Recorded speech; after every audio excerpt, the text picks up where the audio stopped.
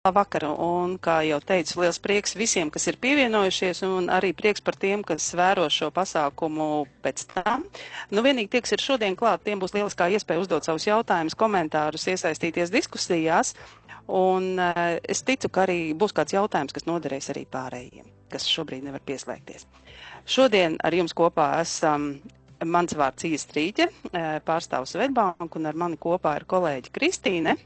Lūk, tā kā, ja ir kādi jautājumi, droši liekam terzēšanas joslā, Kristīne pakomentēs, jā, Aigaram jau ir pacelta roka, droši, gribējāt?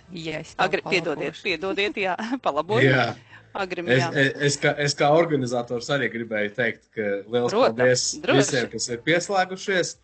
Tātad kārtējā lekcija Mārupes novadā pieaugušo izglītībā, ko organizē Mārupes izglītības kultūras un sporta pārvalde. Šoreiz, attiecīgi, sadarbībā ar Īvu Strīķi un viņas pārstāvēto organizāciju. Un tad šodien ar prieku paklausīsimies par uzkrājumiem, droši vien šodienai un nākotnē. Tātad nedaudz par naudu. Tā mēs nolēmām, ka tas varētu būt labs temats, ņemot vērā to, ka liela daļa no jums algas saņēma decembra beigās. Un janvārs tāds garš mēnesis.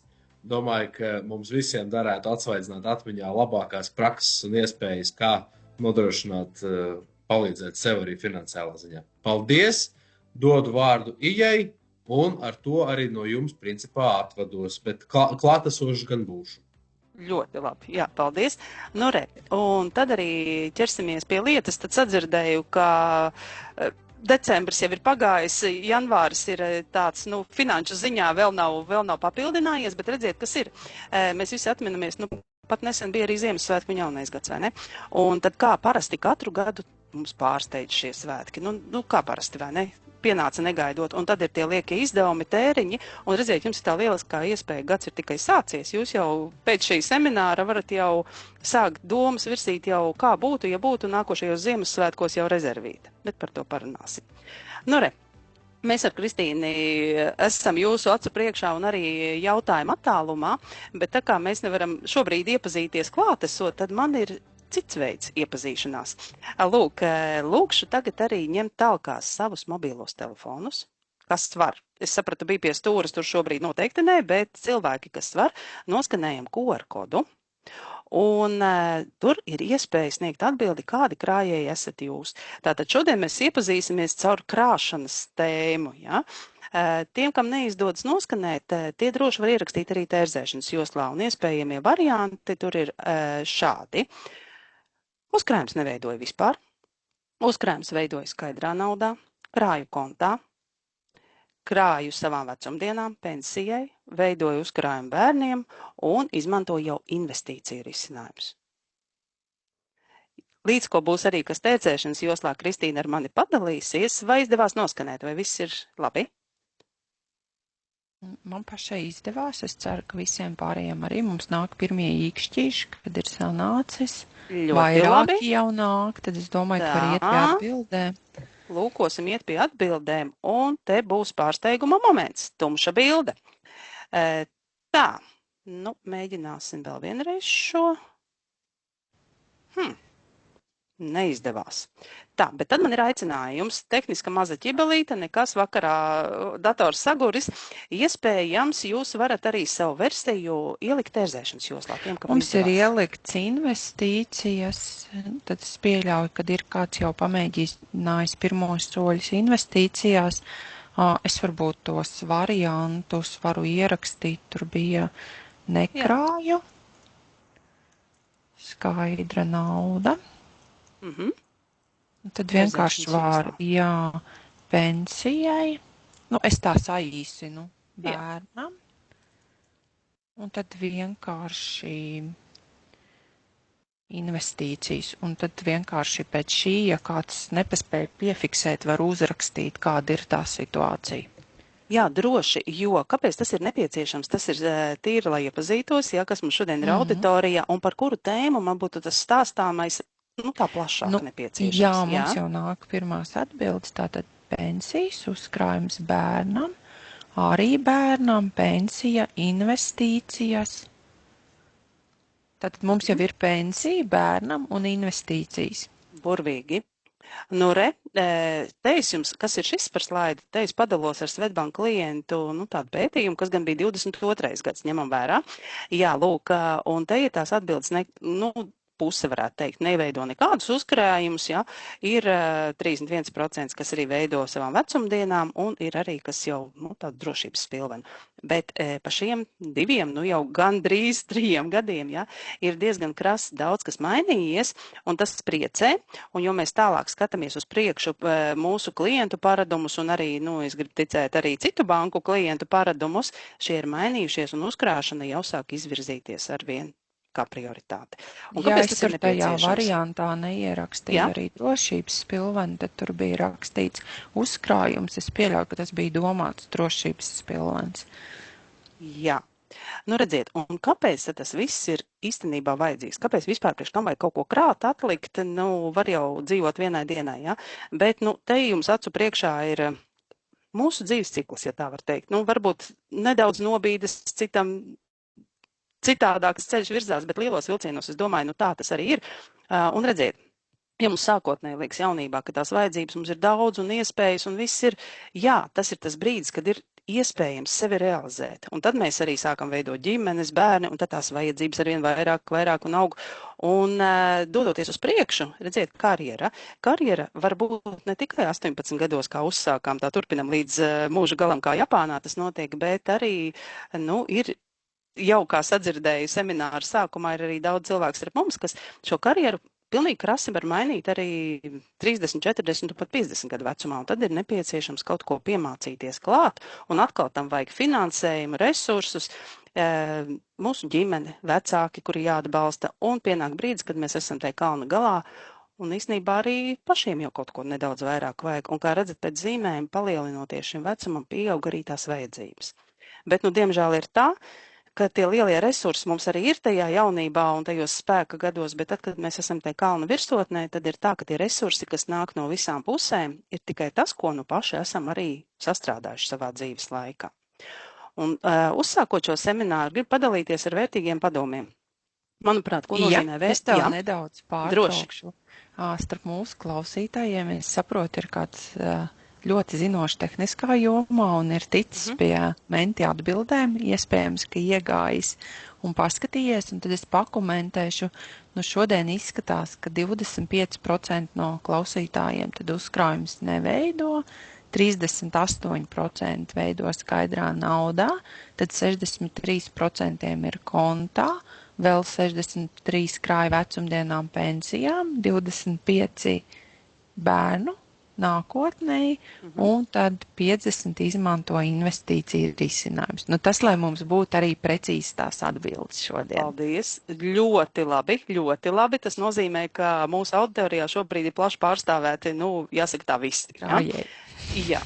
Redz, un runājot par tiem vērtīgiem padomiem, manuprāt, vērtīgi ir tikai tas, ko reāli var ieviest dzīvē.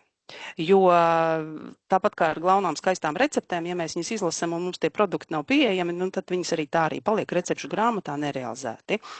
Un vērtīgi padomi, īstenībā nekas jauns, bet tikai nedaudz pamainot ikdienas ieradumus, mēs varam diezgan lielas lietas jau sākt sastrādāt. Ja? Pirmais. Kā saka, viss ir galvā. Kā pārslēgt domāšanu no tērēšanas uz krāšanu. Te es tiekoties ar auditorijām, gan semināros, es tāds neliels provokatīvs jautājums. Pieņemsim, kad jums ienāk kontā nauda vai nonāk pie jums nauda. Kāda ir pirmā doma? Tūlīt jūs minējāt, alga drīzumā būs. Pirmā doma, kas jādara? Kristīna, ienāk alga un? Kas jādara? Jāsamaksā rēķini, viss maksājumi. Tas ir, ko es daru pirmais. Tā ir tev pirmā doma, ja? Jā. Vēl kādam auditorijā ir kādas idejas? Kas ir jādara, tā kā atnāk alga? Jāiet garšīgi paēst. Jāpalutina sevi. Redziet, kā ir. Ja tā doma ir līdzīga kā Kristīnai, atnāca nauda, kam uzreiz viņu atdot? Tā tad rēķini, veikali un tā tālāk. Pag. Tas, ko mēs nopelnījām, tā ir mūsu nauda. Kāpēc mūsu pirmā doma viņu ir atdot projām?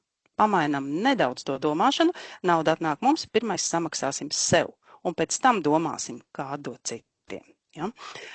Lūk, arī naudu ilgstoši turēt, kā zināms, lielas jēgas nav. It kā no vienas puses liekas, jā, drošība, viņa man turpat netālu kaut kur ir, tie termini zeķē, burkā, dārzā un kurš, jā. Lūk, Zemes bankā un viss šīs te mūsu frazeoloģismi, ja, bet, ja mēs padomājam, tad naudai vērtība ar katru dienu zūd, ja viņi ilgstoši stāv un dara neko. Naudai ir jāstrādā. Mums ir arī komentārs no Aigara, ka vismaz 50 eiro jānovirz uzkrājumiem, kas arī ir ļoti labs padoms, bet par to mēs visi runāsim, kur tieši atveras. Ideāli. Tā kā domu gājieni mums sakrīt. Tā tad, redziet, pirmais bija, jā, domas, ka mums vajadzētu kaut ko sākt virzīt. Ja, tad neturēt ilgi pie sevis. Tad nākamais jāievieš ir sistēma. Lūk, te jau es sadzirdēju jau ciparu, jau sistēmu, jau plāniņu. Ja? Un šis plāns katram var būt savs. Nav nekāds obligāti darīt tā, bet ieteikumi var būt dažādi. Konkrēti, es personiski pieturos pie plāna 10% no saviem ienākumiem novirzīt sev. Tātad uzkrājumiem, ieguldījumiem investēt, ja, šādā formātā. Bet katram tas var būt savs. Un, lūk, lai mēs varētu ieviest kādu principu, mums vispār ir jāzina, kāds ir mūsu budžets šeit un tagad. Vai auditorijā esošie, cik bieži jūs pārskatat savu budžetu, vai plānojat, vai skaitat čekus, vai liekat Exceļa tabulās? Varbūt ir kādas ārējās šīs te platformas, kur skatīties budžeta plānotājus. Varbūt kāds izmanto banku piedāvāto. Piemēram, Svetbankai arī ir internetbankā mans budžets plānotājs. Artūrs pārskat reizi mēnesī. Ir lietas kursā, ja, par savu budžetu. Lai nav tā, ka tanī brīdī, kā attaisu kontu vai maku, nekā vairs nav. Budžets beidzās, jā. Mums arī vēl kāds raksta, tu vari par šo tēmu vēl pakavēties, tātad Excel tabula. Jā. Ir arī tā, kā viņi uzskaita. Aigaram arī ir Excel. Šeit viss ir tādi Excel atbalstītāji. Tātad saprotu, ka auditorijā cilvēki savu budžetu pārzina un ir gatavi ieviest principu tie, kas vēl nav ieviesuši, bet sadzirdēju, ka daudzi jau ir. Un tas man priecē, jo, redziet, jums noteikti būs komentāri un viedokļi par to, ko jūs jau veidojat. Varbūt kāds uzzinās vēl kaut ko vēl varētu darīt. Un noteikti, ja ir jautājumi par savējiem vai vēl kādiem ieguldījumu veidiem, jūs droši jautājat, un tad mēs arī par to plašāk, ja? Tad, kad ir jau tas domājamais pamainīts, ir sastādīts sev plāniņš, esam savu budžetu izpētījuši, un tad ir jautājums, vai es pati tikšu galā, zināšu visus vienmēr, kur ieguldīt, ja nē, tad aicinu tomēr uzticēties profesionāļiem, ja, un varbūt ne gluži vienmēr profesionālim, kas saucās internets, jo internetā starp legālajiem skaistajiem piedāvājumiem vēl skaistāk ir krāpnieku piedāvājumi. Un tur investēt ir ļoti vilinoši, un pēc tam tas stāsts nav tik vilinošs. Jā, par šīm te krāpnieku lietām mēs arī stāstam, un mums ir arī seminārs par šo. Un vēl viens virziens domā par ilgtspēju. Tas nozīmē ieguldam lietās, kas būs ilgspējīgas mērķos, kas mums pelnīs un strādās arī rīt, parīt un aizparīt. Kristīna, vai ir kāds komentārs? Man ļoti patika, ka Solvitis komentārs, ka viņi pārskata tikai tad, kad nauda pazūd nezinu kur. Tad ir jāpaskatās, kur viņa palika. Ja? Jā, arī tā ir sava stratēģija, protams, jā, bet varbūt, ka varam apskatīties, tad, kad tā alga atnāk, cik viņa ir, paplānot, sabudžetēt, kur mēs kokam, un tad arī tas viss kļūst vieglāk, ja tas kļūst jau par ieradumu. Un varam sākt jau īstenībā ar pavisam mazumiņu. Redziet, par tas mazumiņš, kas manā piemērā, tas varbūt ir diskutabls, jo, zinām, kafijas cena arvien sāk kāpt, jā, un jau tas vairs nemaz nav nieks, padzert kafiju ārpus mājas. Un, ja, piemēram, dodoties uz darbu, iebraucam degvielas uzpildes stacijā, vēl paņem priekš sevis kafijas krūzī, tā ir 1 diena, un ja tās ir 5 darba dienas, nedēļa, kā jau tas izskatās, ja? Ja mēs to pašu vienu kafijas krūzīti paskatāmies jau mēneša griezumā, kā tas izskatās, un vēl lielākā periodā, gada griezumā. Redziet, relatīvi, ja? Šeit es vienmēr stādos priekšā ar faktu. Ja mums katram iedot rokās 50 centus un tagad teikt, dodies droši uz veikalu un iepērcies no sirds, mēs tā nopietni skatītos uz tiem 50 centiem un nopietni arī iepirktos, ja? Bet, lūk, ja mēs tos pašus 50 centus saliekam kaut vai uz nedēļu burkā vai uz mēnesi, ja, un tad dodamies tērēt viņu, tad jau pavisam cita vērtība. Un līdzīgi arī tiem uzkrājumiem liekas, nu, ko tad tur es ar tādu mazumiņu vai vēl kaut ko, bet katrs mazumiņš veido to lielumiņu, ja? Nu, re, un ja mēs palūkojam uz šo naudu nevis kā tērēšanas līdzekli, nu tā tad sakrājām tur gadu un nopirkām to vai šo, bet ieguldījām. Nu, piemēram, šajā piemērā te ir ieguldīts ne tikai lietās, kas pašas par sevi pelna, bet ir iespēja arī saņemt nodokļu pārmaksu, tas, ko jūs jau minējāt, pensijas 3. līmenis, uzkrājošā apdrošināšana, privātais portfels, bērnu uzkrājums, ja. Lūk, tās ir iespējamās, nu, teiksim, ieguldīšanas veidi, kur mēs ne tikai ļaujam naudai strādāt, bet vēl arī saņemam, nu, kā tādu bonusu par to, ja. Iesniedzam deklarāciju un saņemam arī martā jau nodokļu pārmaksu, neilgi pēc tam, ja. Nu, re, bet ja mēs šo naudu iestādam un ļaujam viņai strādāt jau 10 gadēs, 20 gadi, 30, 40 un atceramies tikai 3 eiro dienā, ja, šis ir piemērs, ja. Lūk, ja mēs paskatāmies uz griezumu 40 gadi, nu jā, kādam varbūt ir 20 gadi un liekas kādi 40 gadi, ja, bet priekš savas ikdienas, ja mēs atliekam maliņā to, ko šodien nejūtam un pa kriksītim ļaujam tam strādāt pašam, tad pēc laika paskatāmies, ka pavisam savādāks, nu, uzkrājums jau taustāmāks viņš ir, ja. Un te es, nu, ļoti ceru, ka mums viss strādās un viss būs labi, ja, arī ar tehniskām lietām. Tad jautājums, uz ko katrs no jums varētu ietaupīt ikdienā? Es nesaku atteikties, nebūtu, ne, dzīve ir jābauda un jāpriecājās, bet ir tādas lietas un nianses, no kurām mēs varētu atteikties, pārskatīt, varbūt pārvērtīt. Šajos semināros arī daudz idejas un arī ir viena no idejām, kas, manuprāt, ļoti, ko mēs reizēm piemirstam, dažādas abonentu maksas, dažādi šie tarifi, dažādas, ko esam sapirkuši, dažādas, nezinu, televīzijas vai telefonā visādas aplikācijas, varbūt ir vērts pārvērtīt, pārskatīt, iespējams, kāda no viņām jau vairs nav aktuāla, un mēs tik par viņu maksājam, ja? Jā, lūkosim, ne. Nu, kaut kas interesants, jā. Varēsim pakomentēt, es sapratu, ka Artūrs arī tik pie atbildēm. Tur ir tāda burvi podziņa, tu viņu nevar nospiest, bet es nospiedu. Nu, te ir nieki, saldumi, apzināti pārtiks pirkumi. Var droši arī čatā ierakstīt, kas vēl varbūt nesniedz savas atbildes. Jā, mums ir čatā arī pārtika, nu es pieļauju, ka tā ir plānošana. Vispār man patīk, es vienmēr saku to joku, Ija gan jau ir dzirdējusi, kad ir tāds joks, ka tas ir varonis, kas iet veikalā tikai pēc piena un maizes, jo pārsvarā ir tā, ka mēs paķeram vēl 101 lietu līdz, tur ir akcija, tur mēs ieraugam, nu kādu šokolādīt vēl gribās. Tad Solvit varētu iekonomēt uz puķu stādiem, tad ir šie zaļie pirkstiņi, gan jau kā un tāpēc nesen, nu, būtu tā tie līdzekļi, uz ko varētu tā kā ietaupīt. Nu, tādas mums pagaidām tās atbildes. Jā, kamēr jūs te runājāt, es mēģināju vienkārši iet tehniski pāri burļu pogu atrast, bet laikam es viņu... Tu nevarēsi, tāpēc, ka tas caur telefonu parādās. Es tev vēl pakomentēšu. Šeit ir ienākuši saldumi, kafija, televīzija, izklaide, transports. Nu, es pieļauju, ka, ja mēs dzīvojam tuvu darbam, mēs iet ar kājām, tas iekonomē kaut kāds līdzekļus, un mēs viņus varētu novirzīt.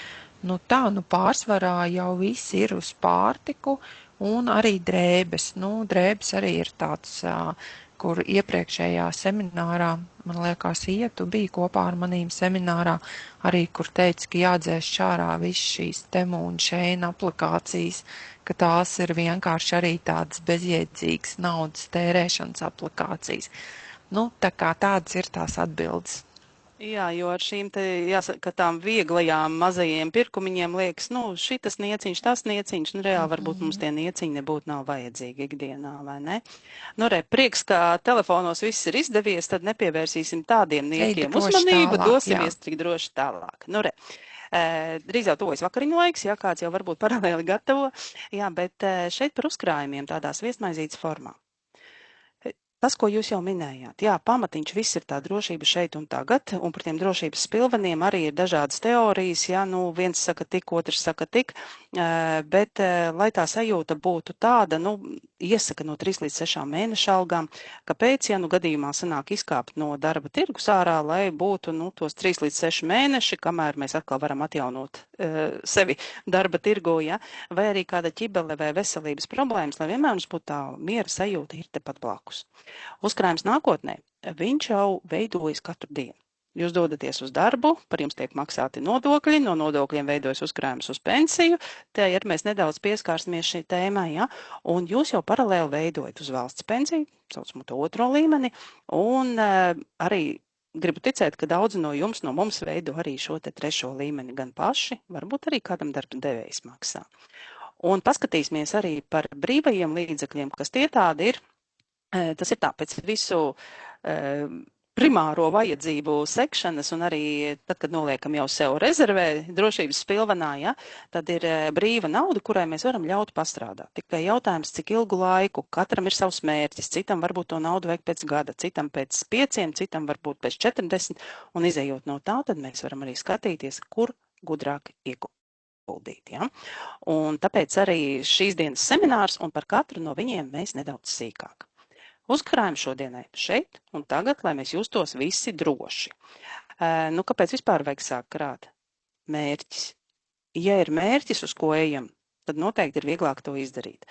Un padalīšos, ja drīkst, es zinu, ka Kristīnai tie mērķīši ir vairāki salikti, viņi ir salikusi dažādiem mērķiem, un ja es nemaldos, no Kristīnas teiktā ir bijis tā, kad no viena tā mērķīša ir iztērēts, bet no otra neņems. Jo, ja tas ir, piemēram, ceļojums, tad es neņemšu no ceļojuma mērķa, lai nopirktu jaunus zābakus, ja, jo es gribu doties tajā ceļojumā. Tāpēc arī varbūt kāds var sevi disciplinēt ar to, kad nostāda sev mērķi, un tad ir tā pārbaudīta alternatīva krāšanai zeķē, ko es pieminēju. Pieļauju, ka daudz no jums jau izmanto ir krājrīgs, krājkonts, katrā bankā, tas ir savādāk nosaukts, un arī katrā bankā ir varbūt nedaudz niansētāk šie te noteikumi, bet pamata doma ir tāda. Pieņemsim no Svetbanka piemēra, tas ir tā atsevišķs konts bez kartes, kurā mēs varam nolikt to naudu, kuram negribās tērēt uz sitienu. Tātad maliņā, ja? Un par to, ka nauda glabājas šajā kontā, banka arī maksā procentu. Procentu maksājums, jā, atkal var teikt daudz maz, bet, vairāk nekā stāvošai naudai. Ja? Un vēl viena lieta, burvīgi, kas ir krājrīga, šī te nopaļošanas funkcija. Vai kāds no jums viņu izmanto? Vai kāds zina par viņu? Lūk, jā. Arturs ir pacēlis roku, es domāju, ka viņš ar to domā, ka viņš izmanto, vai varbūt ir kas piebilstams? Droši, jo redziet, šī te nopaļošanas funkcija, kā viņa strādā. Katrs pirkums, ko mēs iegādājamies ar karti veikalā, norēķinamies pīkstiens tur, par neapaļu summu, piemēram, kā šai piemērā 3,20. Ja? Tātad līdz nākamajam pilnajam eiro 80 centi nopaļojas no norēķina konta un iekrīt krājrīkā. Un tā pilnīgi nemanot no katra pirkuma, mēs vēl papildinām savu krājrīku. Šis ir labs risinājums jauniešiem, ja ģimenē ir bērni, jaunieši, pusauģi, kas tikai mācās ar naudu apieties un kuram varbūt nesanāk šī krāšana, krājrīks var būt ļoti labs palīgs. Man, piemēram, krājrīks ir tādā ziņā labs palīgs, kad kā daru es? Tad, kad ienāk alga, es lielāko algas daļu pārvirzu uz krājrīku, vairāku iemeslu pēc. Pirmkārt, pa to laiku, kamēr viņi ir tur, viņi man pastrādā, papelna procentus. Otrkārt, man nav kārdinājums tērēt nevajadzīgām lietām. Tik, cik man vajag, tik es pārlieku uz norēķinu kontu izmantoju. Un arī drošībā, protams, tā nauda ir, jo karte tur nav klāta. Vai par krājrīku ir kādi komentāri, jautājumi, papildinājumi? Mums ir komentārs, ka neizmanto. Tā arī, protams, varbūt ne visiem tas der, un iespējams, ka pēc šī semināra pamēģinās. Es pati izmantoju vairākas krājrīgas, man ļoti patīk. Es sadalu tos mērķīšus, un tas ļoti palīdz sev disciplinēt un ievērot kaut kādu disciplīnu. Jā, un te ir tas, ko es minēju par tiem Ziemassvētkiem negaidītajiem. Ja? Pieņemsim, uztaisam vienu krājrīku ar nosaukumu Ziemassvētki, un katru mēnesi novirzam uz šo krājrīku sev pieņemamu summu. Vai arī otrādāk var iziet, aptuveni zinām, cik mums tie Ziemassvētki izmaksā, un tad, lai mēs to summu savāktu, tad katru mēnesi ieguldam tik un tik. Un tad tie Ziemassvētki pienāks ļoti viegli, vienkārši, un nebūs atkal liekas stress, kāpēc man tagad no novembra vai decembra algas tagad ir jāsadz šis viss, ja? Viens variants. Otrs variants - ceļojums. Kāpēc ne? Iespēja atlikt pakrāt, ja? Un arī tā pati drošība. Šajā slaidā, ja? Ja, ir kaut kas, Kristīna? Anete saka, mīnus ir tas, kad ir, ja vairāk norēķina konta ar vairākām kartēm, tad nopaļošanas funkcija tāpat notiek pie pamatkonta. Bet Anetē ar tiem vairākiem krājkontiem es daru tā, ka es varu tīri padalīties, lai mēs, protams, gribam sakrāt kaut kādām vairākām lietām. Un, piemēram, ziemā tad man bija aktuāls vasaras riepas. Tad es tos 4 mēnešus, cik tad ir palicis līdz tam pavasarim, es cītīgi krāju vasaras riepām, atliek jau laicīgi. Tad es to mērķīti izpildu, es tajā mērķītī ielieku sev atkal kaut kā citu mērķi vietā. Piemēram, ko es gribētu izdarīt rudenī. Un tad es atkal pa drusciņai krāju līdz tam rudenim, piepildu to savu mērķi un izdomāju atkal kaut kā citu mērķīt vietā. Un šis baigi strādā, un par to nopaļošanu var nopaļot tikai vienu, bet jūs jau varat arī automātiski tā kā pārskaitīt, uzlikt regulārās iemaksas, jā. Tā kā, ja ir mērķis, ka jūs gribat sakrāt konkrētu summu, jūs varat uzlikt regulāro maksājumu katru mēnesi, lai automātiski dodas uz to norādīto mērķi. Jā, un te ir arī par inflāciju runājot, kā es saku, inflācijas žurciņi grauž mūsu cepumiņus, mūsu naudas lādes un kastes, tāpēc arī tā nauda, kas stāv un dara neko, viņa zaudē vērtību apzināti. Un lai arī varbūt mums liekas, ka mums tur kurpju kastē uz skapja augšas stāv tie 100 eiro, ko kāds ir uzdāvinājis, un viņi tur drošībā stāv, nebūt ne. Viņi ir katru dienu zaudē vērtību, un mēs apzināti zaudējam. Jā, jo šodien 100 eiro nav tie paši, kas pirms 5 gadiem 100 eiro, un pēc nākamajiem 5 viņi atkal nebūs vairs vērtība tā, ja? Un ar to es gribu minēt, jā, mēs esam ļoti dažādi, un katram ir savi uzskati par ieguldījumiem, par drošību, par riska toleranci. Cits ieguldīs riskantās akcijās un nemaz neplikšķinās ne raci, cits grib, lai būtu varbūt ne tik liels procents, bet ar garantiju.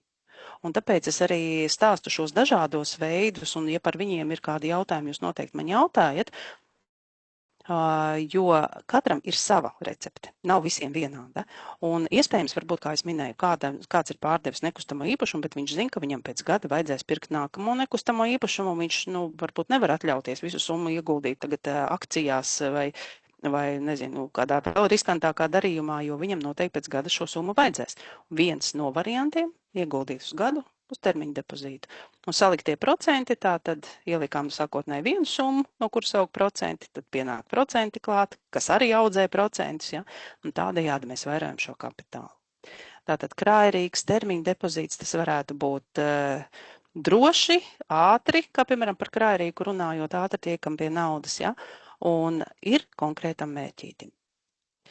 Tas, ko jau pieskāros uzkrājuma vecumdienām, tos gan mēs veidojam visi cītīgi jau no 15 gadu vecuma, sākot strādāt, maksājot nodokļus, mēs jau veidojam uzkrājumu savam pensiju 1. un 2. līmenim. Tātad šī sistēma, kādu mēs tagad šeit redzam, tā ir tapusi 2001. gadā, tā kā varam rēķināt, cik jau vēsturiski ir šādai sistēmai Latvijā, ja?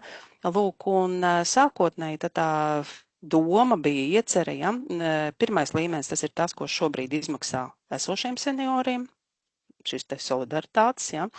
Lūk, 2. līmenis ir tas, ko mēs katrs paši izvēlamies, kuram pārvaldniekam mēs uzticēsim, lai gudrāk iegūtu, lai vairāk nopelna.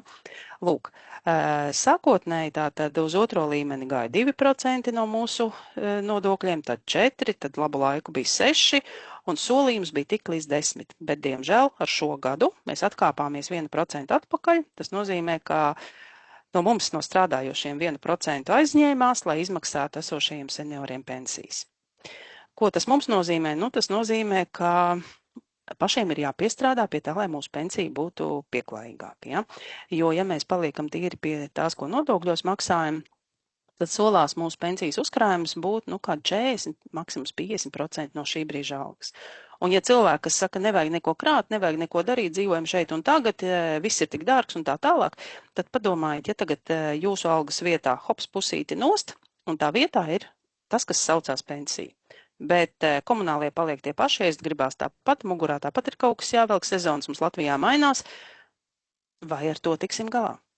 Nu, un tad tas trešais līmenis, tā ir viena no iespējām, ko jau pakāpeniski paralēli no saviem ienākumiem mēs varam novirzīt un nemanot ļaut viņiem arī pastrādāt. Jo, ja daram neko, lūk, ir statistika. Tā gan ir par 2023. gadu, ja? Un arī semināros, kad mēs tiekamies ar auditorijām tieši par pensijām runājam atsevišķi, ja tāda tēma ir, tad arī jautājam, kādu pensiju tad jūs gribētu saņemt. Un lielākā daļa grib saņemt to pensiju, kas ir, kā redzat, tam pīrādziņam augšpusē. Tur, kur ir tie 1500, virs 2000 līdzinējās algas apmērā, nu tāds būtu mūsu vēlmes. Bet realitāte rāda ko? Ka 47% no Latvijas iedzīvotājiem saņem šobrīd no 200 līdz 500 eiro, 43 no 500 līdz 1000, ja, un augšā pavisam neliela daļa saņem to, ko mēs tā kā visi gribētu. Lūk, un tāpēc arī tas trešais līmenis, kā es minēju, ir viens no, es nesaku vienīgais, es saku viens no iespējamiem risinājumiem. Kāpēc viņš ir viegls un vienkāršs, jo pārvaldnieks, kuram jūs uzticaties, ja, ir piedāvā jau gatavus ieguldīšanas plānus, atbilstoši vecumam, atbilstoši riska tolerancei. Mēs izvēlamies, kādu summu esam gatavi šodien spēka gados atlikt sev, priekš sevis nedaudz uz priekšu, un to arī daram. Jā, nauda strādā fondu tirgos, internetbankās mēs sekojam līdz, un trešo līmeni vienlaicīgi mēs varam ieguldīt pie viena pārvaldnieka, pie otra, pie trešā un pie piekto. Tātad summa, cik mēs gribam ieguldīt, varam arī uzticēt vairākiem pārvaldniekiem. Martā sniedzam deklarāciju, saņemam nodokļu pārmaksu, kas par šogad veiktajām iemaksām jau būs 25,5. Lūk, ja mēs parēķinam, nu pieņemsim, ieguldam 10, 20, 30 eiro mēnesī priekš sevis, tādā pensijas trešajā līmenī, ļaujam naudai papelnīt, un vēl no tās saņemam 25,5% nodokļu pārmaksu. Manuprāt, ļoti izdevīgi. Bet, ja mēs to pašus 10, 20, 30 notērējam lielveikalā, ir kaut kāds mirkļa pirkums, kurš varbūt pēc sekundes jau ir aizmirsies vai notērēts vai apēsts, vai varbūt atnācām mājās sapratām, ka nevajag. Atpakaļ veikals mums 25% nemaksās un arī nekādu pievienoto vērtību uzkrājumu varbūt tas pirkums nedod. Ja? Nu, un trešais līmenis ir viena no tādām lietām, kuras mēs krājam sev. Summas varam variēt, izmantot jau 10 gadus pirms valsts pensijas, jā, no šī gada oficiāli valsts pensijas no 65 gadu vecuma. Trešo līmeni varam izmantot 10 gadi ātrāk. Ja? Lūk, un var ņemt pa daļām ārā, varam aicināt savu darba devēju, lūdzu iesaisties, palīdzi, jo, ja pašiem grūti no savas algas atlikt, tad var arī darba devējiem lūgt jau no algas pirms nodokļu nomaksas iemaksāt. Ļoti labs risinājums, mēs ar Kristīnu arī šo izmantojam, un tad tas uzkrājums veidojas jaudīgāk. Vai par šo ir kādi jautājumi, komentāri, papildinājumi? Nu, čatā neviens neko nav pagaidām ierakstījis. Droši, ja ir kaut kādi komentāri, var arī droši slēgt iekšā mikrofons un piedalīties un komentēt savas domas. Bet jā, izskatās, ka tagad nebūs, jā. Jā, jo par šīm te pensijas lietām liekas runā visur un apkārt, jā, bet vienmēr ir niansīts, jā. Par mantošanu maz niansi. Man ir jautājums, vai pensijas trešo līmeni var mantot kaimiņiene? Nu, es jau laikam nedrīkstu atbildēt. Pagaidīsim mani. Jā, varbūt ir kādam ideja. Vai drīkst mantot, kā mantinieki norādīt kaimiņiem trešajam pensijas līmenī? Viena atbilde ir nezinu. Jā, vēl? Drīkst. Jūs varat norādīt, ko jūs vēlaties. Jā, ar to mantošanu varbūt nedaudz kurios arī no pieredzes, kad vēl strādāju klientiem zālē tikos un tiešām otrais pensijas līmenis, jūs zinat, arī ir mantojums gadījumā, nu, ja cilvēks aiziet viņa saulē ātrāk nekā pats ir saņēmis pensiju. Un tad atnāk kundzīte saņemt savu mantojumu, visu, kas no vīra tur ir nauda un viss pārējais, bet, kā izrādās, otrais pensijas līmenis bija atstāts pirmai sievai mantojumā, ja, un tad tāda nesaprašanās. Tā kā ar to mantošanas lietām ir vērts pārskatīt, pārvērtīt, ja, kam mēs esam norādījuši, vai tiešām tāda bija tā doma atstāt pirmai, vai vienkārši aizmirsties, ja, mainot juridisko stāvokli. Jā, ja runājam par trešo līmeni, tur mēs varam norādīt, kā mantinieku, kuru mēs vēlamies. Gribam kādu no ģimenes, gribam kaimiņieni, gribam brīvi. Un mantiniekus mēs varam mainīt arī pēc sirds patiks. Tā kā droši. Lūk.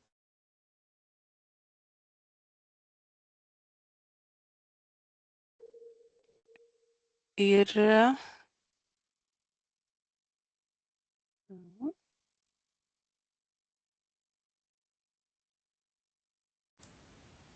Par bērnu uzkrājumu tu turpinās, jā? Ja?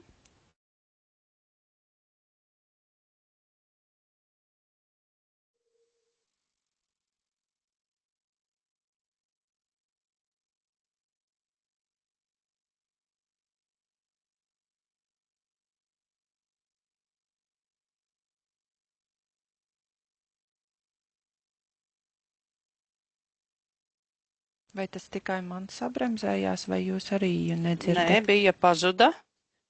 Bija ir, ja? Ir atgriešanās, ja? Jā, kaut kas, kam ar internetu bija noticis, jo... Nu, jā, nedaudz sabremzējās. Jā, man palika tā kā... Jā, tagad viss ir atgriezies.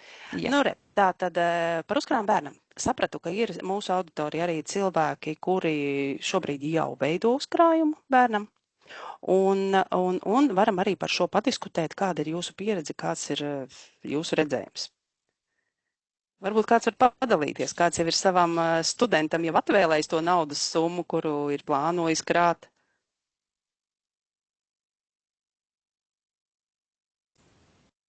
Jā, Kristīna, ar skaņu viss ir labi? Ar bildi viss ir labi? Ar skaņu viss ir labi, jā.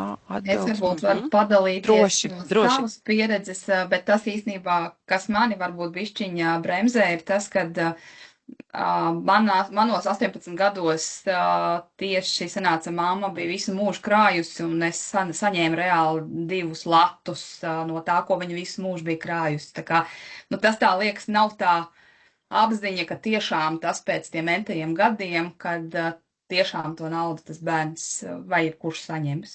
Tas tā kā baida uzkrāt. Jā, man bija līdzīgi. Par mani arī krāja. Mani vecāki, bet varbūt mūsu tā jāsaka, nu, mūsu laika lieta, kur notika šī krāšana, tika pirktas valsts obligācijas. Un kuras valsts obligācijas?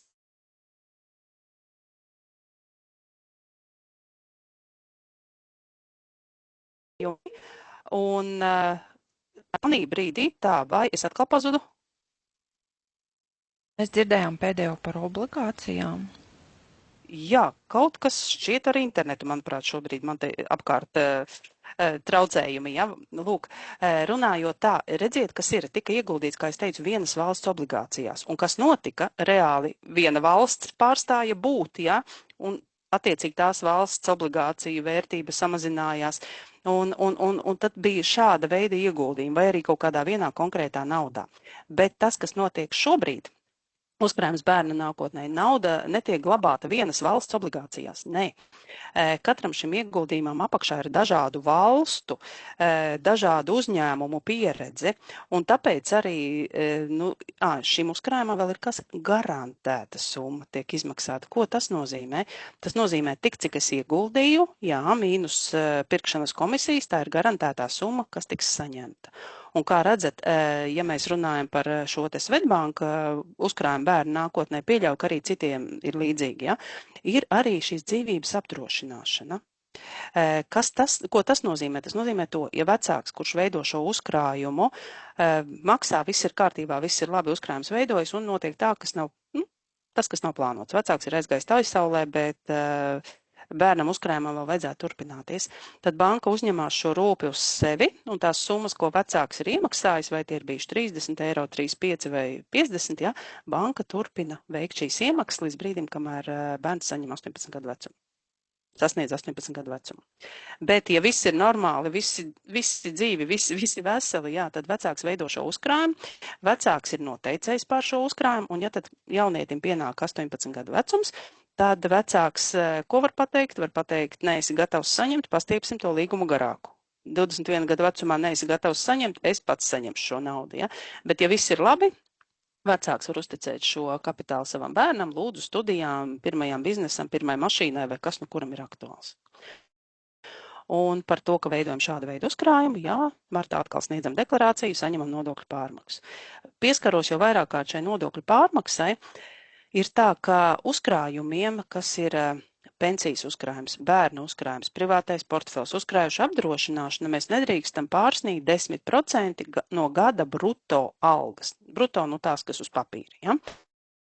Lūk, uzkrājumiem novirzīt šādiem, lai saņemtu maksimālo nodokļu pārmaksu. Lūk, vai ir atbildēts tur, kur bija tā baža par to, kas notiks ar šī brīža uzkrājumiem? Jā, paldies. Jā, jo šobrīd tas ir daudz savādāk. Un vēl viena lieta, ja mēs sākam veidot šo uzkrājumu jau bērnam jau maziņam esot, nu, tad, kad liekas, nu, gribās viņam visu dot, jau visu viņam arī vajag, jā, tad ir tāda iespēja, kad mēs par mazākām summām varam sasniegt, nu, šī gadījumā, piemēram, uzlikts mērķis 10 000, ja? Lai sasniegtu šo mērķi 10 000 starta kapitālu bērnam, ja? Tad krājot jau no dzimšanas pa 35 eiro mēnesī, mēs viņu varam sasniegt. Ja uzsākam vēlāk krāt, ir attiecīgi jāiegulda lielāka naudas summa, lai sasniegtu to pašu mērķi. Bet mērķis var būt arī mazāks. Ja, šis ir vienkārši uztaisīts tāds piemērs, lai saprastu, jo mēs vēlāk uzsākam, jo lielākas summas jāiegulda. Līdzīgi arī ir jebkur uzkrājumi. Tāpat ar pensijas 3. līmeni. Ja. Liekas jaunietim 20 gados, nu ko tad es, kāpēc man ir krāt, tas jau būs tālu, tas ne par mani, bet ja tas jaunietis iegulda, nu, strādājošs jaunietis, pieņemsim, 10 eiro mēnesī, nu, es ticu, ka tā viņam ir galīgi nejūtama nauda, iegulda 1 mēnesi, 2, 3, 5, kā mēs skatījāmies, pēc gadu griezumā tā ir pavisam cita bilde. Un cits jaunietis, kuram šodien varbūt ir 40 un 50 gadi, ja, lai sasteigtu to jaunieti, kuram šodien ir 20, viņam jau ir jāiegulda daudz vairāk. Bet jebkurā vecumā var ieguldīt. Lūk, ja par jebkuru manis runāto tēmu rodas jautājumi, jūs droši tērzēšanas joslā liekat iekšā, pacelsim viņus gaismā arī pēc tam, ja viņi radīsies. Ja? Nu, un esam tikuši līdz tiem brīvajiem līdzekļiem. Nu, tai naudai, kuru mēs varētu atļaut pastrādāt viņai. Bet tad, izvērtējam ļoti kritiski. Tātad, kad tā nauda būs vajadzīga, vai mērķis ir peļņa, vai mērķis ir ilgstoši ieguldīt tā, lai tā nauda stabili saglabājas. Tātad, sākotnēji jānoformulē, ko mēs gribam sasniegt ar to naudu. Kāds ir tas mērķis, kāds ir redzējums. Lūk, un tad izejot no tā, mēs tad varam sākt dalīt pa groziņiem. Ja? Tātad sadalīt, ja? Visas olas neturam vienā groziņā, tas jau droši vien dzirdēts un zināms. Lūk, un tāpēc ir izvēles iespējas katram mērķim, katram notikumam atrast savu. Un te es atkal padalīšos, kur mēs vēlamies ieguldīt. Arī tas ir no aptaujas, no Swedbank klientu aptaujas iekšējās. Ja? Tad tas, kur klienti gribētu ieguldīt. Nekustamais īpašums, krājrīgs, zelts, pensiju līmeņos un akcijas pirkt. Tas ir tas, ko cilvēki iedomājas, ka viņi grib. Realitātē, kas tiek darīts? Jā, krājrīgs, tā ir prioritāte, jā, to izmanto arvien vairāk, jo, jā, procentu ienākums ātri var tikt klāt. Pensija 3. līmenis arvien vairāk cilvēku krājumu veido, neiegulda vispār arī vēl joprojām ir, un nekustamais īpašums, nav tik, jāsaka, ļoti populārs. Jo, cik zināms, nekustamo īpašumu, nenopirks ne ar 10, ne ar 20, ne ar 30 eiro. Tur jau ir nulīts jāpieliek klāt, ja, lai šī darbība būtu. Un redziet, katram no šiem ieguldījumu veidiem ir sava pozitīvā puse un sava lieta, kur ir jāpiedomā.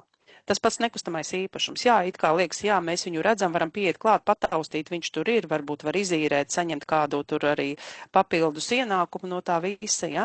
Bet neaizmirstam, viņš ir jāuztur, par viņu ir jārūpējas, jāmaksā dažādas nodevas un nodokļi, ja? Tā kā, un lai nopirktu, ar 10 eiro, zinām, nepietiek. Un tieši tāpat mēs varam arī pārunāt katru no ieguldījumu veidiem. Ja man prasītu, kur ieguldīt, es teiktu visur. Jo plašāks tas klāsts, jo labāk. Ja atkal atgriežamies pie sava budžeta, paskatāmies uz savu budžetu un saprotu, ka ar šo budžetu es varu izdarīt to un to, daru. Ja es redzu, ka mans budžets ir tāds, ka es varu atļauties arī to un vēl to, tad arī daru. Nav tā, ka jāizvēlas tikai viens. Un ja mēs runājam par ieguldījumiem, investīcijām, fondu tirgiem un šādām lietām, noteikti ticu, ka auditorijā esošie redzējuši dažādas līknes. Ja? Un tad kā uz viņām skatīties? Reāli kā uz dzīvu organismu.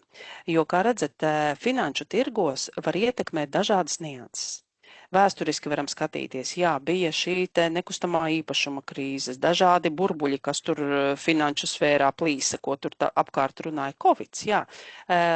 Ja var saredzēt arī šajā te līknītē ap 20. gadu tas pīķīts uz leju, cik ātri nokrita, tik ātri uzkāpa, jo Covid laikā mēs turpinājām strādāt, darboties un būt. Un ja, piemēram, kāds domā, ka būs speciālists, kurš pateiks ieguldi tur, un tu dabūsi rezultātu tādu, maldās visi. Jo paredzēt 100% nevar neko. Mēs nevaram paredzēt ne zemestrīces, ne dažādus prezidentus, ne viņu lēmumus, ja. Tie faktori var būt dažādi, bet ar to es gribu teikt, nevajag baidīties no investīcijām un ieguldījumiem. Jā, iespējams var palasīt vairāk, var paustīties, var paskatīties, var pievērsties savai intuīcijai un skatīties, kurā virzienā tad doties. Un, ja runājam par šiem kāpumiem un kritumiem, ja iemaksas tiek veiktas regulāri, tad šie kāpumi un kritumi nav netik jūtami, netik sāpīgi. Lūk, kas ir jādara? Piemēram, ja jums ir fondi, akcijas, jebkas, kāds ieguldījums, un jūs redzat, tas ieguldījums sāk kristies, kas tagad jādara? Kāda reakcija? Ko daram? Kādas būs jūsu domas? Noteikti ir tāda standarta reakcija būtu ņemt visu vērā. Jā, vēl varbūt varianti. Nav nepareizi, ne nepareizi atbildes. Raksta, jāpagaida drusciņu. Rakstīšana jau neiet tik ātri. Labi, droši. Jā, var arī ieslēgt mikrofonu. Jā. Droši varam pārdomāt, un šeit ir tā, ka nav ne pareizas, ne nepareizas atbildes, kurā brīdī ņemt ārā, kurā likt iekšā, un tāpēc arī cilvēki, kas investē un iegulda, arī paši no savas pieredzes zina, ka ir dažādas gan veiksmes stāsti, gan ne tik ļoti ar šo investēšanu. Jā, ir varbūt jau tapis rakstītais. Tas bija tas ieteikums. Izturēt to pauzi. Jā, skaidrs, paldies. Es domāju, ka tas bija ieteikums man, pagaidīt. Lūk, jā, bet redziet, kā ir. Mēs arī varam paskatīties mūsu pieminētais lielveikals. Tad, kad mēs ieejam ieraugam akcijas, atlaides, vai mēs skrienam ārā tikai tāpēc, ka ieraudzījām akciju. Nē, paskatāmies, varbūt, ka uz to akciju arī kaut kas mums ir vajadzīgs. Ja?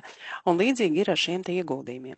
Ja tanī brīdī nav nekādi citi signāli, ja, kad konkrētais ieguldījums varbūt kā līdzīgi varbūt vēsturiski bija Krievijas akciju fonds, kas savā laikā ļoti labi strādāja, un kā Krievija ir liela valsts un ticība, cerība, ka viņa augs un attīstīsies, bet, diemžēl, zināmo faktu rezultātā, nevis attīstījās, bet degradējās šis viss pasākums, ja?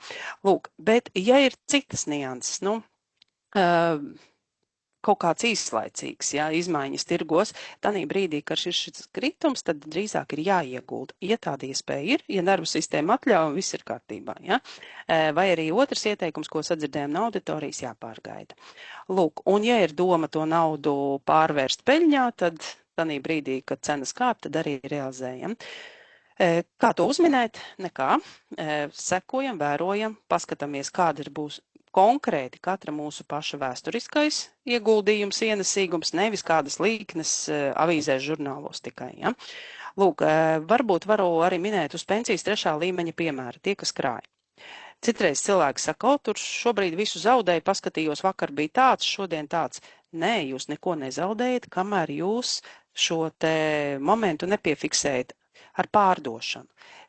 Kurā brīdī jūs zaudētu, ja jūs tanī brīdī pārdotu savus vērtspapīrus un saņemtu attiecīgi to summu, ko saņēmāt. Tas gan ir zaudējums, bet ja jūs tanī brīdī neko nepārdodat, jūs vienkārši redzat, ka tā cena ir nokritusi, ir, viss, pārgaidām to brīdi, un tad, kad cena ir augšā, tad pārdodam. It kā vienkārši, vai ne? Bet tāpēc es arī teicu, tas ir atkarīgs gan no riska tolerances, gan no tā, cik ātri tā nauda ir vajadzīga, un tāpēc ne visiem dar viena recepte. Lūk, privātais portfels ir viens no ieguldīšanas veidiem vai uzkrājušā apdrošināšana, iespējams, kāds arī šo izmanto. Lūk, tas ir viens no veidiem, kur atkal pārvaldnieks piedāvā gatavus modeļus. Nu, kā šeit privātajā portfelī, es saku, ir 6 kabatas. Pirms tam tiek iespildīta anketa, kas arī nav tā kā pareizās, nepareizās atbildes. Anketa ir priekš tam, lai cilvēks pats sev atbildētu, cik ļoti es gribu riskēt, kāda ir mana riska tolerance, pēc cik ilga laika varbūt to naudu vajag, vai es saprotu, kas notiek, ir šīs svārstības. Ja? Lūk, un tā anketa palīdz atbildēt man pašam, kur tad man būtu labāk, vērtīgāk ieguldīt, lai es justos droši un mierīgi. Lūk, un privātais portfels, jā, kā es teicu, ir tāds portfelīs, kur ir 6 stratēģijas, tas Svetbanka piedāvājumā noteikti citu pārvaldnieku piedāvājumos ir līdzīgs, kas, jā. Lūk, un pārvaldnieks atbild par katru savu stratēģiju, katrai savai stratēģijai ir savs noteikts mērķis. Ja runājam par privāto portfeli, jā, tur ir arī atrunāti noteikumi, kādas būtu minimālās summas ieguldāmas un savas katram plānam šīs te komisijas maksas, jā. Vēl par privāto portfeli, jā, ieguldot, mēs ne tikai ļaujam naudai strādāt, bet iesniedzot deklarāciju saņemam arī nodokļu atmaksu, tā kā lūdzu risinājums. No privātā portfeļa varam pēc 10 gadiem jau sākt ņemt naudu ārā.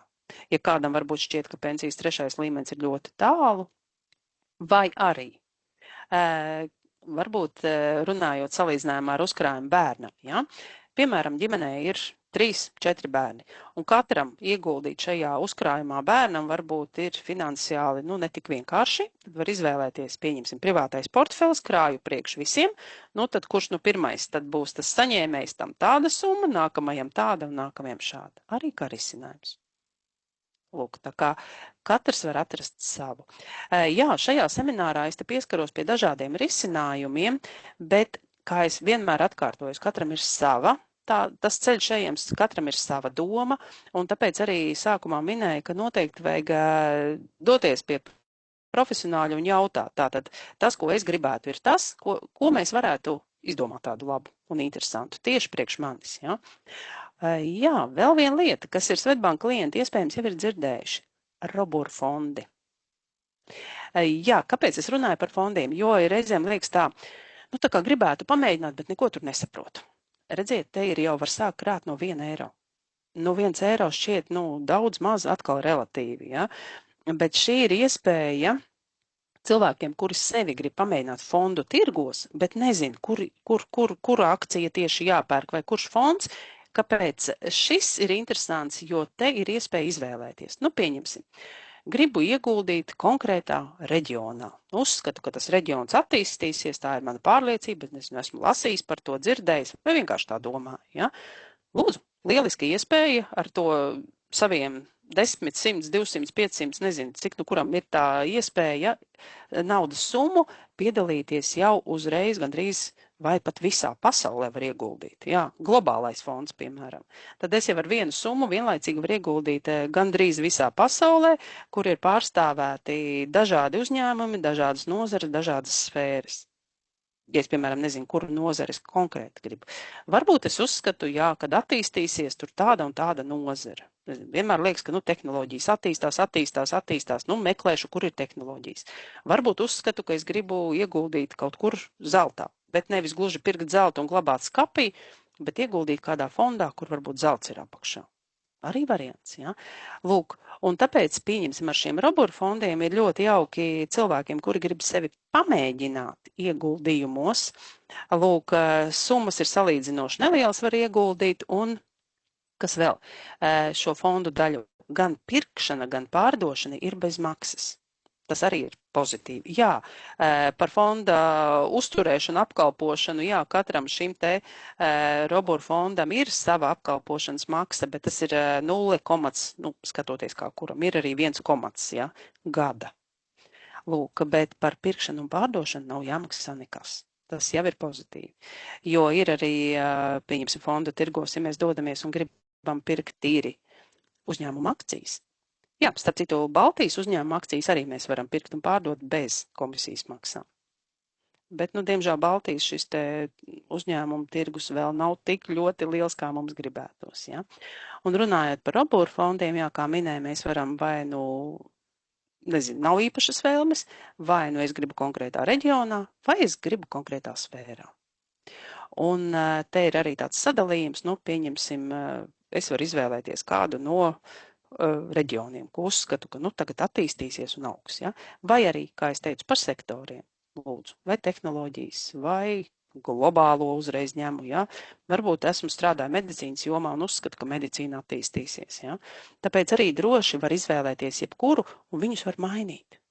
Un tādā ziņā tas ir daudz vienkāršāk un elastīgāk. Nu, piemēram, ja runājam par banku, tātad mums ir norēķina konts bankā, papildus atveram ieguldījumu kontā un izlēmām, ka gribam novirzīt šādiem te ieguldījumiem konkrētu summu. Ieliekam ieguldījumu kontā to summu, un mēs viņu varam sadalīt arī starp vairākiem fondiem un paskatīties, kurš fonds mums patīk labāk. Un tas, kurš nepatīk, to varam nomainīt uz to, kas patīk. Pārdot vienu, nopirkt otru.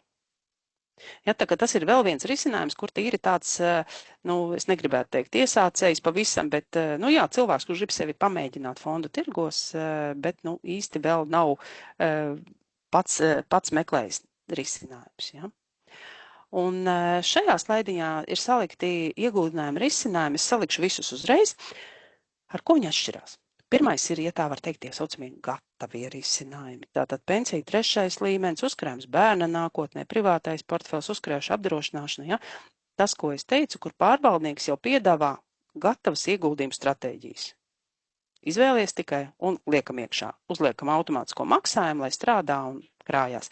Un par šo pirmā stabiņā redzamajiem mēs martā sniedzam deklarāciju, saņemam nodokļu pārmaksu. Kopumā nepārsniedzot 10% no gada bruto algas. Vidējais stabiņš.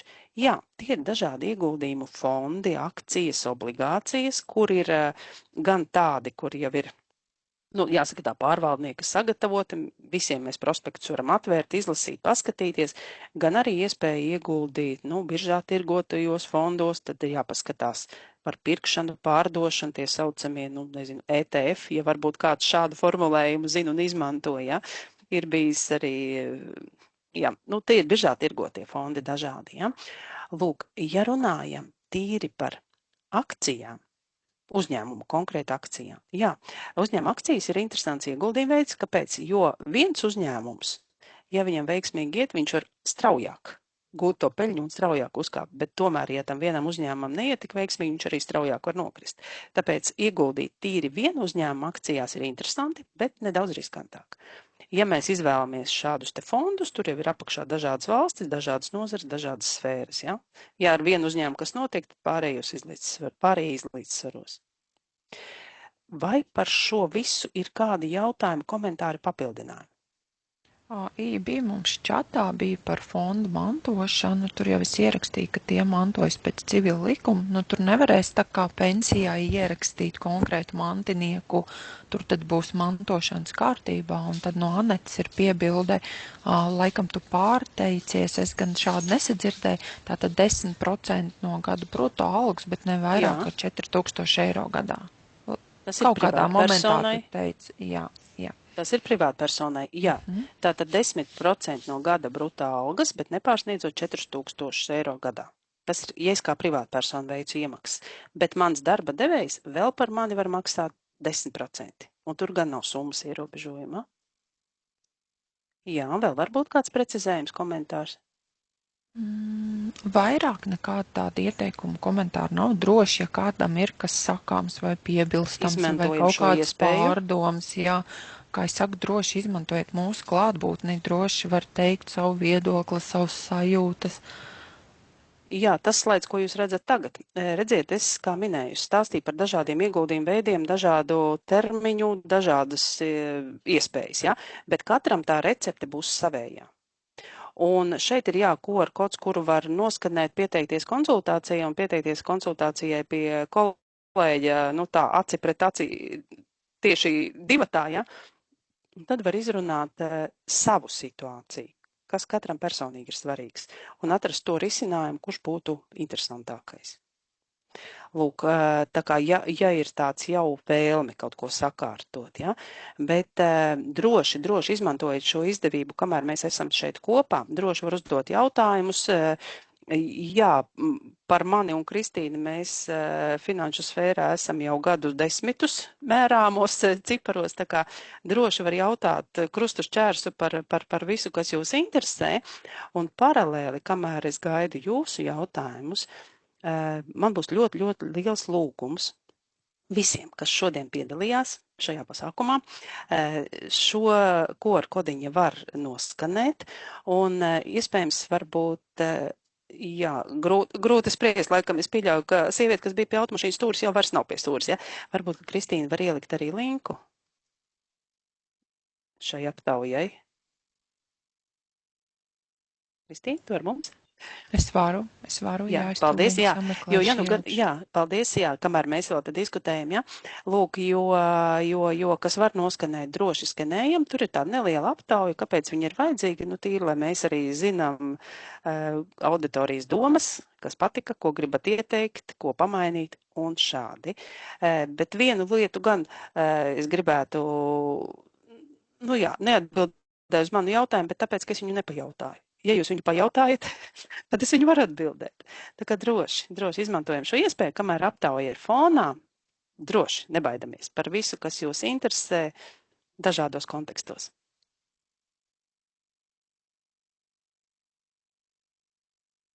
Var arī uzrakstīt. Var ieslēgt mikrofonu pajautāt. Es gribēju pajautāt, kāda, principā, šobrīd ir tā pēdējā situācija, kas tad ir tā labā praksa tev uzkrājuma veidošanai? Jūs tā kā minējāt piemērātos 10%, un tā kā man iepriekš kaut kur es dzirdējis, ka 20-25 būtu tas, kam būtu jābūt. Tad kas ir tas, kas ir šodien tas, ko vajadzētu tā kā katram ievērot? Jā, ja runājam par to saucamo labo praksi, tad izējam no katra personīgās situācijas. Jo, redziet, procenti tā ir viena lieta, bet ir viena lieta, piemēram, alga. Cilvēks ienākumi ir vai nu tie ir 600 eiro, vai tie ir 6000. Un cilvēkam, kuram tie ir 600 eiro, jā, viņš noteikti var arī atļauties sākumā mēģināt kaut nedaudz, bet atlikt, bet viņš nevarēs atlikt 1000, un tad viņam tie nebūs 20%. Lūk, cilvēkam, kuram alga varbūt ir 6000, ja, viņš var atļauties 20% no saviem ienākumiem novirzīt ieguldījumiem. Tāpēc ir tā ļoti grūti pateikt, precīzas formulas katram nebūs. Mums ir arī primārās vajadzības, kuras ir jānosedz un jāmēģina atrisināt, jā, un iespējams, jā, cilvēks ar 6000 algu tās, viņš nevar apēst 70 kotletes, viņš var apēst 2, jā, tāpatās, kā tas cilvēks ar 600 eiro algu, jā, bet viņam paliek vairāk šīs naudas pāri.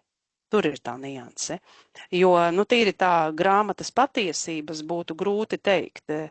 10% no saviem ienākumiem, es gribētu teikt, tas ir optimāli. Jo mēs arī tiekoties pirms skolās ar jauniešiem, runājot par finanšu pratības lietām, mācam viņiem, piemēram, skola, kur ir stipendija. Tātad stipendiju izmaksā un cik kuram tā stipendija ir, bet pamēģini tos 10% no tās stipendijas, no tās naudas, ko tev varbūt mamma teica ir iedevis, novirztē krājrīkā. Jā, sākotnēji tie varbūt liekas ir 1 eiro vai daži centi, bet ja tas kļūst par ieradumu, aiziet tālāk, tad jau tas kļūst viegli. Tāpēc es gribētu teikt, ir jāstāsta no katra individuālās situācijas. Un tā ļoti strikti pieturēties, tur obligāti 20 vai cik, tas ir atkarīgs no tā, cik tas mūsu pamata budžets ir. Jā, vēl droši. Varbūt kādam ir kāds uzkrājums, un tad ir komentārs, papildinājums, var padalīties ar kādu veiksmes stāstu vai ne ļoti. Jā, mums Amerika diezgan spēcīgi iespaido gan arī ieguldījums fondos, gan akcijās. Tagad ir redzēt, Amerikā nomainījās prezidents ar savām tendencēm un idejām, un šodien pat jau dzirdēju ziņu lentē arī to, ka diemžēl Amerika izstājās no tur, kur mēs devāmies uz klimatā, šīm te no ANO izstājās, jā. Ne no paša ANO, bet ar klimatu saistītām lietām un arī veselības lietām. Tā kā, tas ir diezgan liels spēlētājs, un ja viņš šādi sāk rīkoties, tas jau atkal dod savus impulsus, vai ne? Tāpēc arī, kā es minēju, gan fondu tirgos, gan šajās lietās impulsus var dot jebkas. Jā, varbūt ir kāds rakstisks komentārs, Kristīna? Pagaidām komentāru nav. Es ieliku arī linku. Iepriekšējais gan nestrādāja, kaut kur tur prasīju ielogoties, bet es izlaboju to linku, kamēr tu cītīgi stāstīji un visu darīji. Es arī ieliku to finanšu veselības testu, kur katrs var aizpildīt un pārbaudīt, cik tad ir aizsargāts jūsu finanses. Man arī šķiet tāds interesants tests, lai vispār saprastu, cik varbūt es esmu uz pareizā ceļa vai pareizi domāju un veidoju šos uzkrājumus. Tā kā tas arī ir tāda interesanta lieta. Nekādu citu jautājumu komentāru pagaidām nav.